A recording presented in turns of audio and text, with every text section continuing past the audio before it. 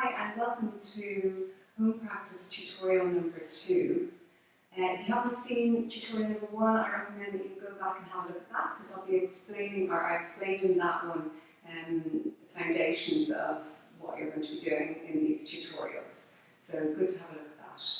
Now before you go any further, I recommend as well that you go to my website www.yogaru.ie and go to the pause section, and there's an article there, a recent article called How to Build a Home Practice. So you go into that and then you can download for free the home practice mini flows, which is what we're going to be working through today.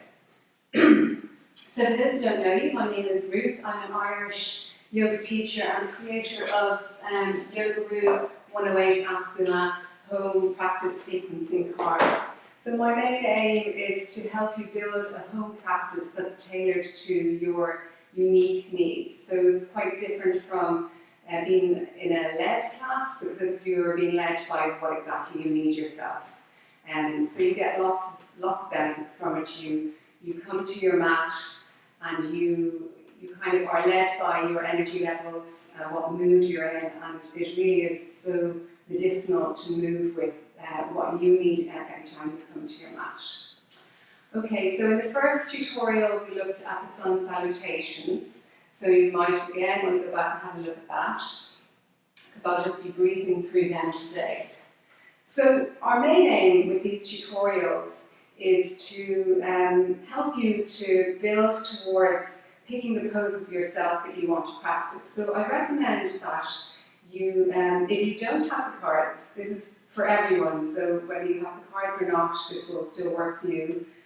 Obviously they're going to be make it easier if you do have them, but have a notebook and just when you encounter a pose that you're really enjoying, just sketch down that pose, just so you start to build up a little kind of dictionary of poses that you love, so that when you go to start adding poses into your sequences, you have some in your mind, because you know, the minute you step the top of your mat, you'll draw blank.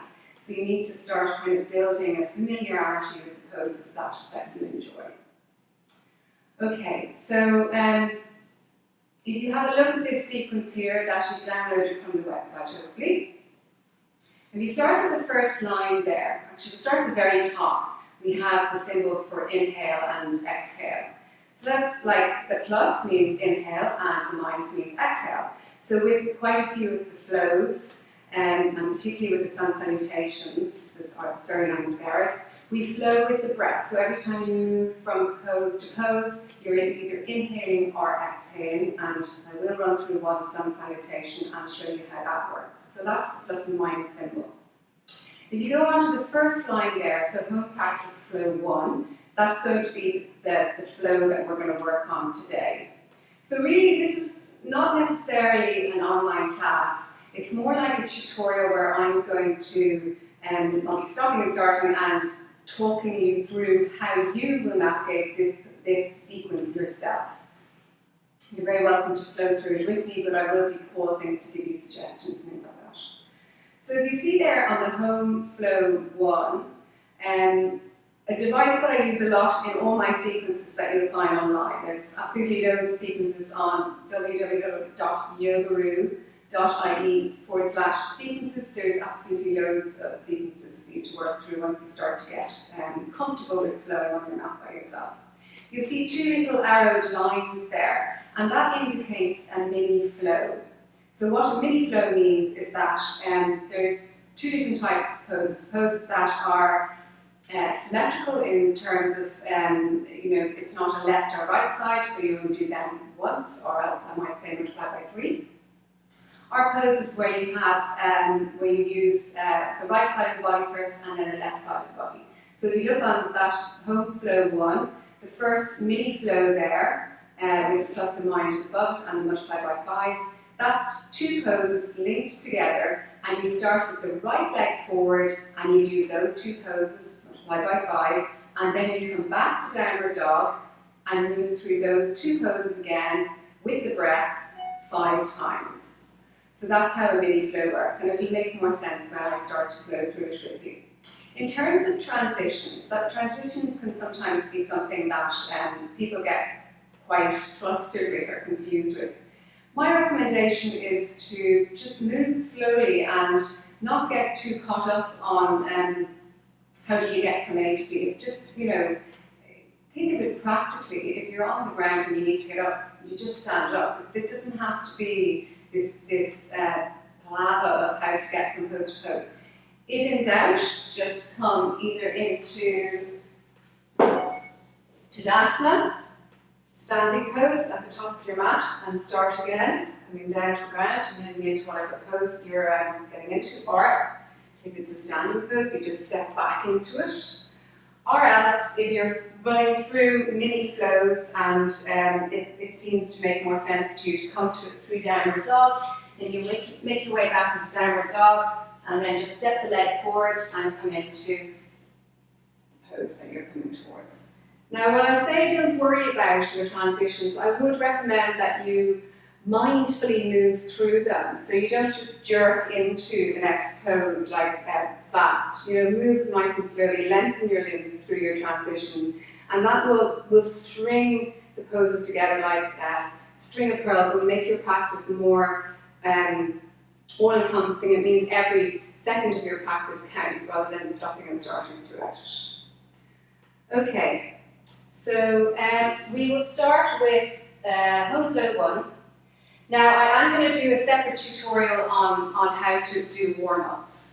Yesterday, again, if you want to go back into tutorial number 1, it might not be yesterday for you, you'll see how I usually warm up. And I do a warm-up every time I start a practice. I don't necessarily add it into the mini flows. Sometimes I will, because I'm trying to kind of give you a very condensed version of the practice that will work with or without the warm-up. So you do have your cat-cows there to warm up. But if I was practicing that now, I would come onto my back and do all those warm-ups that I did in tutorial number 1 before I started with the cat-cows.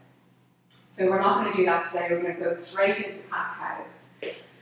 Okay, so another thing, if you have a cards that is handy to do, is that if you go through the poses in that first flow there, and if there's any of them that you're kind of thinking, I'm not too sure about that one, go through your cards, and you'll see at the top here of my mat, I've placed out a few of the poses from that first sequence, so that, for starters, they're up bigger, so you can kind of see the alignment of them a bit better, but also it's got the alignment cues on the back of the card. So if you're not sure about a pose, you just flick it over and have a read of where exactly everything is supposed to be and how you're moving through the body in that particular pose. So for example, in Warrior, I've got my Warrior 2 card out here. So if I'm coming into Warrior and I'm thinking, what direction are my hips supposed to be in this, when you've got the entire alignment of where everything needs to be, and the angle of the foot, the arms, the entire spine, it will give you the alignments of where everything needs to be in the pose. So have a read of them if you have the cards. Okay, so we'll start with cat-cows. Now, I said this is really going to be an online class, so I'm not going to do the five rounds of cat-cow. I'm going to continue on and really just talk you through the sequence with the hope that maybe I'll give you enough information that when you finish this tutorial, you then will be able to go and do the sequence yourself, because that's what this is about. It's trying to teach you how to practice yourself, not to be practiced with me teaching you, which is where things really change with your yoga practice. Okay, so you're coming into cat-cow, and just remember your alignment of your hands. Think of everything being supported by the ground underneath you. So before you even start moving into your body, really pause for a moment and just check that you're stacked. And then just let everything relax as well. Try to relax into your practice. And then coming into your cat-cows. So the pelvis tilts forward, so we're starting to stretch into the back of the hips there, and we're starting to come into a little back bend. So you don't really think of this as a back bend, but see how my spine has gone into flexion or extension there. And then cow, brings the spine up towards the ceiling, draw your navel towards your spine, and here now we're opening up the back here. We're spreading the shoulder blades nice and wide. So pause at the top. And in fact, even before you come into those 5 rounds, of cat-cow. It's nice to take one cat and one cow and pause in it for a few minutes and really feel the area of the body that you're feeling the pose before you flow through it. Okay, so that's your cat-cows. Then you're going to reach your arms forward. If you don't have all that stuff, the proper mat, just reach them forward. And the arms reach forward and the hips reach back. So ideally your hips should be stacked directly over your knees here. And you start to feel that stretch underneath the armpits and across your shoulders. If your head doesn't come down to the ground, if you have bricks, you pop a brick underneath your head. If you don't have bricks, you can use an encyclopedia or something big instead of bricks. So we're all at home at the moment, so you need to kind of get creative with how you can use props. If you want me to have a video about that, I can certainly have a look at that, maybe just message below and let me know. Okay, so then we're going to move into gate pose and reach the arm up. So you're grounding down through that right leg there. So remembering that it's the right leg, the right side is the action side, even though we're leaning to the left, we're leaning away from it. And then coming to the other side. And really feeling that lovely stretch all the way through the side body. So what we're doing in these couple of poses here is we're warming up the spine. So we've done this, and now we're doing this. We're coming into side bends. Okay, then the next pose, we're coming now into a little mini pose, or a mini flow there. So now you find yourself you're in this pose, and how now do you get up into the standing pose? So you can either come into downward dog, and just step the leg forward. It's probably the best way, rather than coming to it from standing pose, or from Tadasana. Then place both hands on that front knee to come up. So you start that mini flow in lunge pose, and remembering that we're coming into a mini flow. My right leg is the action leg, because this is the first round of it, so the right leg is forward. We don't want that knee to be over or reaching further than the ankle, because that puts strain on the knee joint there. So we want the knee stacked directly over the ankle joint there. So this is our starting position for that mini flow there. Inhaling here, and then exhaling, dropping the hips down. And coming back a little bit further with that back leg if you find that knee is drifting too far forward. And soften your shoulders, reach the arms up. So that's that little mini flow. So for that one, what you probably do is place the hands on the hips rather than coming into downward dog again. But downward dog will make the sequence longer. So that's how these sequences can tailor to the length of time you have too. So if I want this to be a slower or a shorter sequence, I just step forward and I step to the left or the right leg back, and I do the same thing again. If I want it to be slightly longer, I would have come to downward dog. I could have done a vinyasa. If you're familiar with that, again, I'll put them in another video. And then I would just step to the left leg forward and start the left side of that sequence. Okay, so say we started here and we're finished that sequence. So the next little mini sequence there, it's kind of like a version of a half Surya Namaskar, but we're coming into Utkatasana. So it makes the most sense to place the hands on the hips and just step that right leg forward. Okay, and then we're coming into this. You're going to do 2 rounds of this. I'm just going to show you one. So inhale, reach the arms up high. Exhale, coming into Utkatasana, so chair pose. Really plant those feet down into the ground. Let the hips become heavy and drop back towards the back of the heels. Strongly draw your navel in towards your spine now. You can either reach the arms up here, or if that's a little bit too much for you, reach the arms forward. It takes a little bit of tension out of the shoulders. And then you fold it down, reach the arms up, and then exhale, hands down in midline prayer position. Okay, so moving along, your next thing to do in your mini sequence there is a half sun salutation. Half sun salutations are lovely to just add in any time you finish the little mini flow, even if I don't have things in the sequence here. I mean, I didn't show you the sun salutation there after the cat-cow sequence there, because I showed you sun salutation in tutorial number 1, but there is 2 sun salutations there before you came into child's pose. And again, you can do 4 sun salutations at that point, just to make the sequence longer, or you can leave the sun salutations out, like I just did there, to make the sequence shorter for the purpose of this tutorial.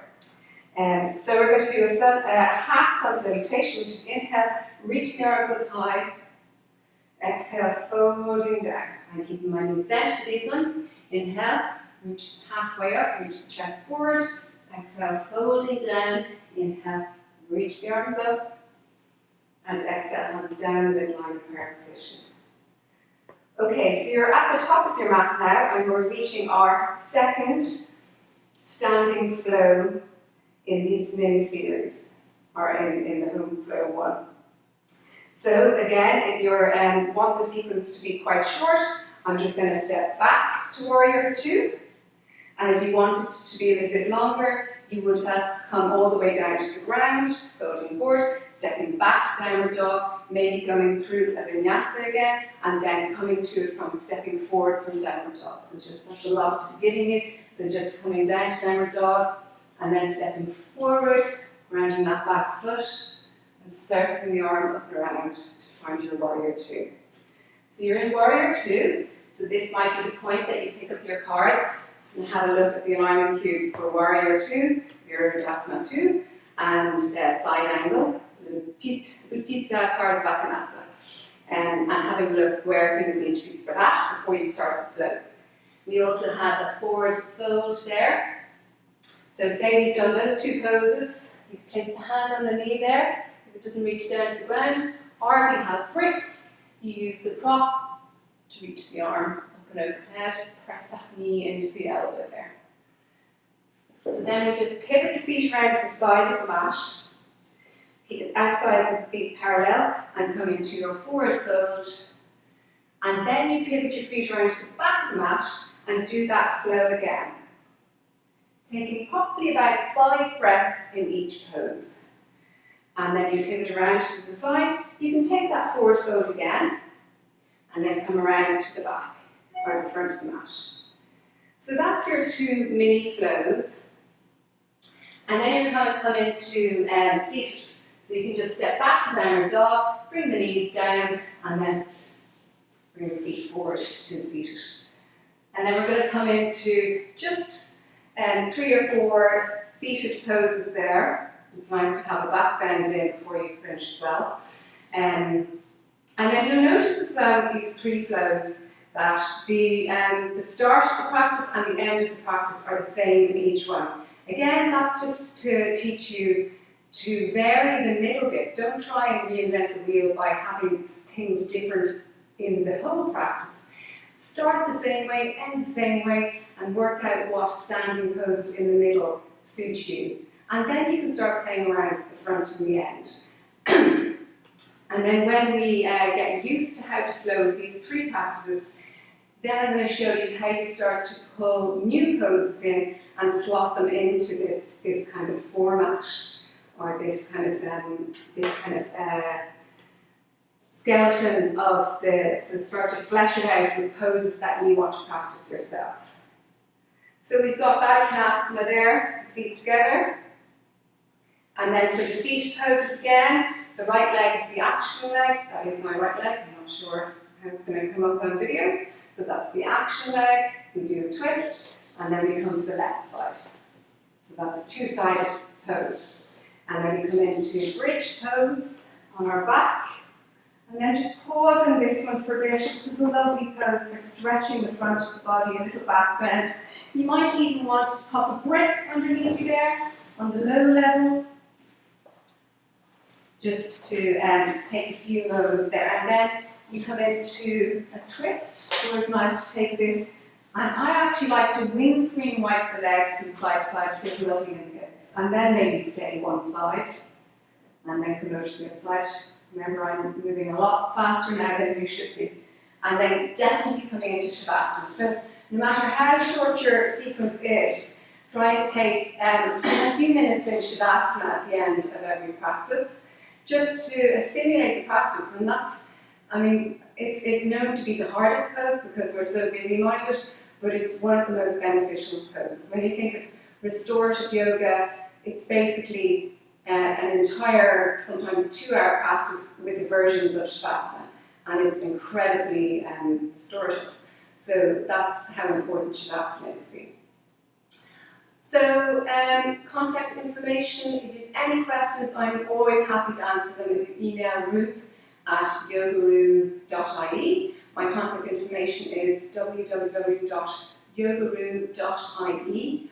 You'll also find me on Instagram, Twitter and Facebook, and now YouTube. And that is yogaru_Ireland. And you get the links as well on my website to all of them.